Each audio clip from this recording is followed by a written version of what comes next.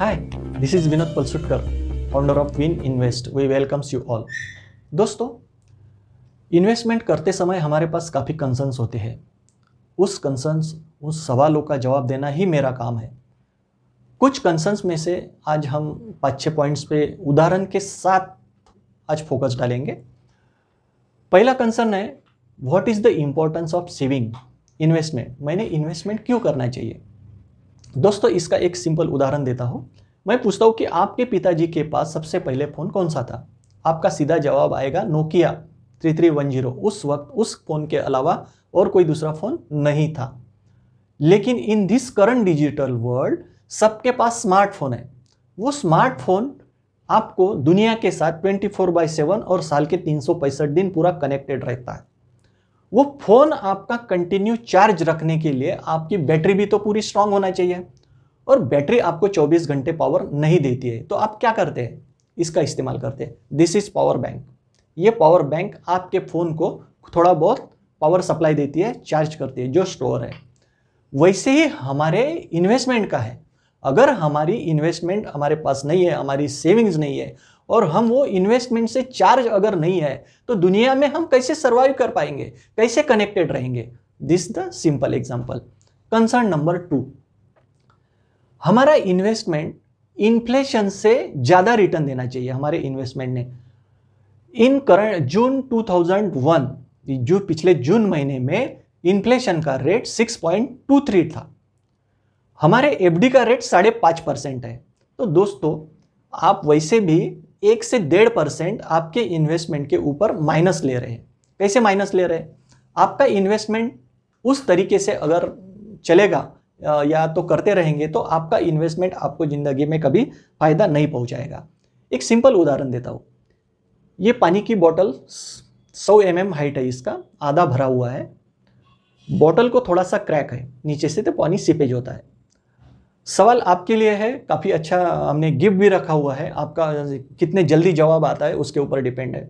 ये चीटी दिख रही ब्रेक, रोज 40 mm ऊपर जाती है, और ये क्रैक होने की वजह से पानी 60 mm नीचे आता है।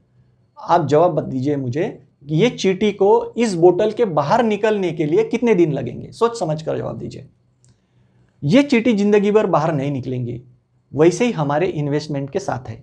अगर हमने इन्वेस्टमेंट के इन्फ्लेशन बीटन इंस्ट्रूमेंट अगर नहीं चूज किए, अगर उस टाइप के प्रोडक्ट्स में हमने इन्वेस्टमेंट अगर नहीं किया, तो हमारा जो बचत है वो वही के वही रह जाएगा, उसमें बढ़ोतरी नहीं होगी। इसलिए हमें महंगाई दर से ज़्यादा जो इन्वेस्टमेंट रिटर्न देता है, वहाँ पे हमने इन्वेस्टमेंट थोड़ा बहुत करना चाहिए। हमारा तीसरा कंसर्न है एसेट एलोकेशन। दोस्तों, एसेट एलोकेशन का एक सिंपल उदाहरण बताता हूँ। हम ऑफिस जाते हैं, फैक्ट्री जाते हैं, ऑफिस से लौटने के बाद हमें खाना मिलता है। तो खाना कोई एक चीज़ नहीं मिलती। वो थाली जो मिलती है उसमें दाल, चावल, सब्जी, रोटी, स्वीट भी रहेगा, कुछ हो सकता है मट्ठा भी रहेगा।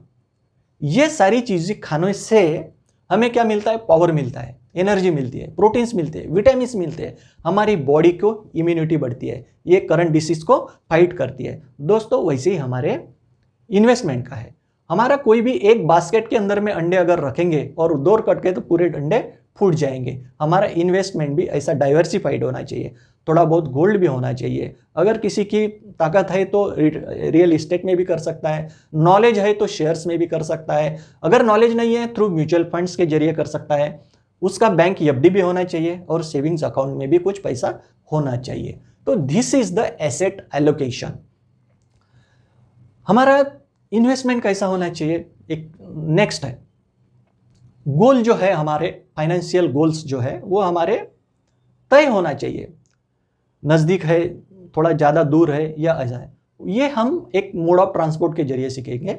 आप ऑफिस से लौट गए, आपको घर वाले ने एक छोटा सा काम बताया, 100 मीटर दूरी पे एक ग्रोसरी शॉप है, वहाँ से एक ब्रेड का पैकेट लेकर आओ।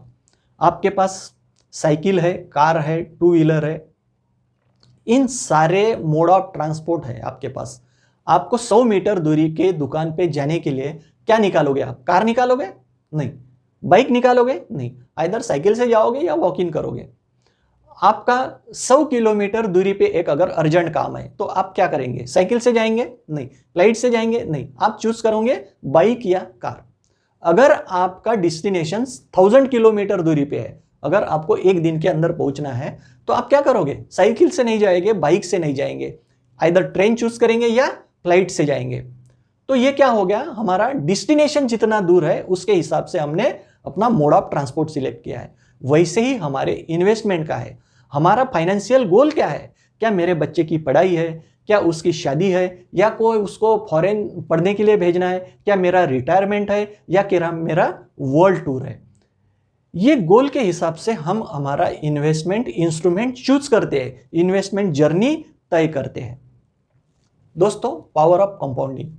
पावर ऑफ कंपाउंडिंग ये दुनिया का 8वां अजूबा है। ये जिस किसी ने भी सीख लिया उसने अपने इन्वेस्टमेंट में काफी रिटर्न्स पा लिए और पा रहा है, ले रहा है, वो अपने निवेश के ऊपर बहुत सारा लाभ पा रहा है। वो 2007 में हमने एक प्रॉपर्टी का रेट मतलब चूज किया।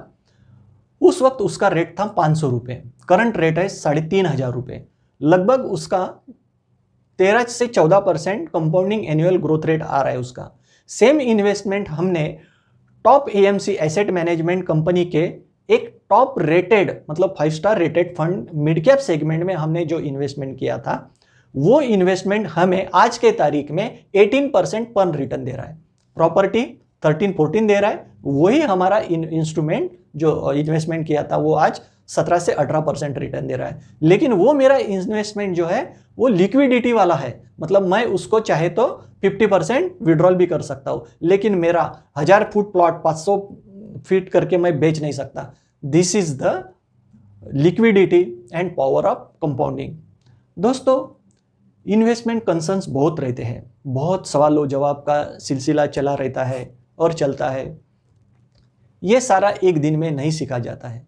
हमारे इंडिया में सिर्फ 3% लोग फाइनेंशियल अवेयरनेस है, 3% लोगों के पास फाइनेंशियल अवेयरनेस है। 97% लोग ऐसे ही जहां बोले वहां इन्वेस्टमेंट करता है। सिर्फ बैंक की एफडी तो बैंक की एफडी ही करता है। कोई बोलता है मेरे 5-6 प्लॉट्स है, तो ये ऐसा नहीं होना चाहिए।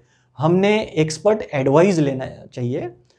हम छोटा सा बुखार भी आया तो जब हमारे डॉक्टर के पास जाते हैं तो हम अपने निवेश के साथ ऐसा नहीं करना चाहिए, चाहे निवेश छोटा हो या निवेश बड़ा हो। तो प्रोफेशनल एडवाइस लेना बहुत जरूरी है। और विन इन्वेस्ट आपको लिए यही काम करता है, आपको निवेश की सही भाषा सिखाता है, पर्सनल फाइनेंस के बारे में आपको पढ़ाता है। तो हमारा यही एक मकसद है कि आप भी हमारे मिशन के साथ आइए, ज्वाइन हो जाइए और हमारा प्रोफेशनल एडवाइस लेकर आप अपना इन्वेस्टमेंट पे अच्छा लाभ कमाने की कोशिश करिए। धन्यवाद।